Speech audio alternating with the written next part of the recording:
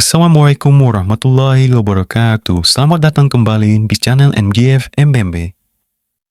Islam fights Ilia. I mean, I think there's definitely a size difference. I think Ilia is a lot smaller than Islam. Islam is a big lightweight, a tall lightweight, and he's good in every area. However, Ilia's definitely got the edge in the striking department, and Ilia is very, very, very patient. Now, if he's able to not get taken down and he's able to just patiently break down Islam with those big shots that he lands, the big punches that he lands, it's going to be a good night for Ilia. But I think if Islam gets his hands on him and gets him taken down, I mean, grappling with 145-pounders is a lot different than grappling with Islam, who is one of the best grapplers that we've seen in a very long time. He's strong. He's great at doing damage and getting good positions. I'd have to give the edge to Islam just by size, by strength of schedule thus far and defending the belt, but I wouldn't count Ilia out. Do you think he has the tools to beat Islam if they do fight or when they fight? Of course he does. Yeah, he has the tools. It's keep it on the feet, dictate the range, and keep Makhachef on his heels. If you keep a wrestler on his heels, it's hard for them to time the shot. Never in wrestling, in the pure sport of wrestling, are you to be moving back. If you're moving back, the point usually gets scored for the other guy. It's not part of the fundamentals of grappling to be moving back. You want to be moving forward. So if you keep Makhachef moving back with a good striking defense and he's able to stuff a couple of the takedowns, I think he can get the momentum going in his favor and gives himself a really good chance at it. If Ilia is coming into the division, I honestly think he's the most deserving, but I don't think Makhachef and his team right now want to give a shot to another 45er. I think they feel like they did it twice. That's enough, you know. Now they want contenders, and at the same time, but Makhachef also wants to fight new guys, so it's kind of one of those things where you're stuck because you have a new opponent, but he's a former 45er, and you're like, I don't want to fight another 45er. So it's a weird spot to be in. That's so crazy. It's vacated. Islam vacated the lightweight title. Ilia did. What's he doing? No, Ilia vacated. Ilia vacated the featherweight. So Ilia can go chase after Islam. Yeah, Islam did not vacate the title. Okay, I mixed that up. My bad. It's all good. Maybe you thought I was speaking Chinese. It's all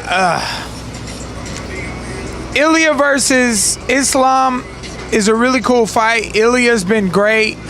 The people of Spain and versus the people of Russia. We know there's two really big support systems there. That's a great fight. For Ilia now getting into the lightweight division, do you think he finds a lot of success in your division? Yeah, I mean, look at his skill set. He could do it all, and he doesn't seem to be that small at 55. I know the one fight he had at 155 was where he was basically in the most danger he's ever been, but I think he'll have success at 155. I do. I'm interested to see how well he'll do against the better wrestlers, the guys who keep shooting and don't mind, you know, don't get tired from trying to take you down. I understand why Islam wouldn't want it, right? He wants to fight legit contenders, and he's had like featherweights, ex-featherweights, late notice guys, replacements. He wants to sort of solidify his title reign, but probably is no bigger fight than Ilia, right? If he goes and batters Ilia, it looks pretty good. Do you think he beats Ilia? I don't know. Every time I've ruled him out, he proves me wrong, so I'm not going to do it again.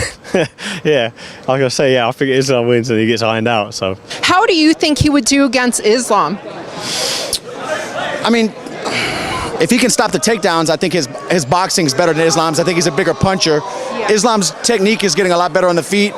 He's kind of crafty and elusive. When I fought him, you know, he fought at a weird range, but I think the size difference is just too much, I believe. Of all the things that Ilia has accomplished, I think it would be a disservice to risk him losing to somebody else, even though I still think he will give a great fight to whoever. But it's like, yo, this is the most compelling fight that I think you can make right now, especially if you're not going to give an automatic redo for Arman Sharyukin. But would Ilia pose a huge risk for Islam? Like, do you think he would be the toughest test for Islam at 155 right now? Well, the first fight with Volk gave him a big surprise. Arguably even won the fight. I watched that fight probably 5 times, and I go back and forth. I'm like, I just felt like Volk won, but I'm not a judge. I don't know if that's biased because I just was hoping for the underdog to win. But just based on what I was watching, I thought Volk did enough to get it 3-2 or maybe even a draw. With that said, I think Ilia Topuria has beaten some of the greatest in unreal fashion, and I think that's undisputable to anybody. And he can wrestle.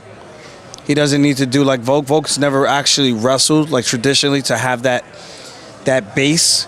Ilia actually has that, even though it was Greco. He has really good jiu-jitsu. It's a very compelling fight. From a stylistic approach, it's just like, well, what does Islam do other than just being the bigger guy? And I think with that, the last time he fought a smaller dude, on the first time, it was a very tough fight with Volkanovski. And I feel it's hard because then if he beats him, then I know people are going to say you beat a featherweight. So that's a little unfair. So it's tough. It's going to be a great fight nonetheless, but I do hope they make the Ilia fight.